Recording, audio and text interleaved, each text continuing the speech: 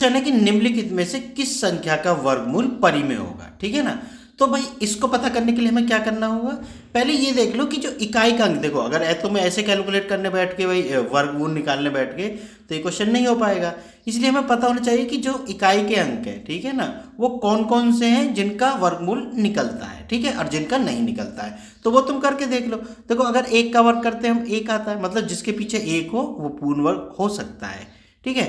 और फिर करो दो का वर्ग, दो का वर्ग कितना आ गया 4, फिर 3 का वर्ग करो, फिर कितना आ गया 9, पहले लिख लेते हैं, है ना। 4 का वर्ग करो कितना आ गया 16, मतलब इकाई का अंक आ गया इसमें 6। 5 का वर्ग किया तो क्या आ गया 25, मतलब इकाई का अंक आया 5।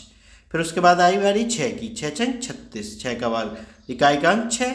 7 का वर्ग, 7 सत्ते 49, इकाई का अंक 9, ठीक है। 8 का वर्ग कितना हो गया भाई, 8 का वर्ग हो गया 64, तो इकाई का अंक 4। फिर उसके बाद किसकी बारी आई, 9 का वर्ग, ये कितना हो गया 81, तो इकाई का अंक हो गया 1, ठीक है बच्चों।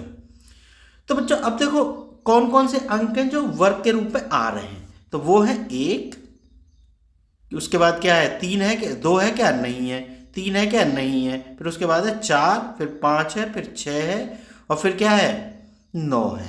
उसके अलावा कोई अंक नहीं है। ये 5 अंक जो है ना, इनके अगर किसी संख्या के पीछे लगे हों तो वो पूर्ण वर्ग हो सकती है। अब देखो एक चीज मैं और बता दूं तुम लोगों को, हो सकती है मतलब जरूरी नहीं है होती है, हो सकती है, ठीक। लेकिन जिनके पीछे अब कौन कौन से बचे, 2, 3, 7 व 8 अगर हैं तो वो पूर्ण वर्ग होंगी ही नहीं, ठीक है बच्चों, बात समझ में आ गई ना। तो अब देखो एक चीज और है कि जीरो अगर किसी के पीछे लगा हो, तो जीरो पे ध्यान देने वाली बात ये है कि जीरो अगर किसी के पीछे लगा है ना, अगर सिंगल जीरो लगा है तो पूर्ण वर्ग नहीं हो सकती। लेकिन अगर 2 जीरो लगी हैं, समझ गए बात को, तो वो पूर्ण वर्ग हो सकती है। समझ गए ना बात को, ठीक है बच्चों। ये चीज ध्यान रख लेना, जीरो वाली भी। जीरो के साथ ऐसा क्यों होता है, जीरो के साथ ऐसा इसलिए होता है, ये बात भी मैं तुम लोगों को बता देता हूँ, ये शायद नहीं बताई हो किसी ने, कि एक्चुअल में जीरो क्या होता है, 10 ही होता है ना।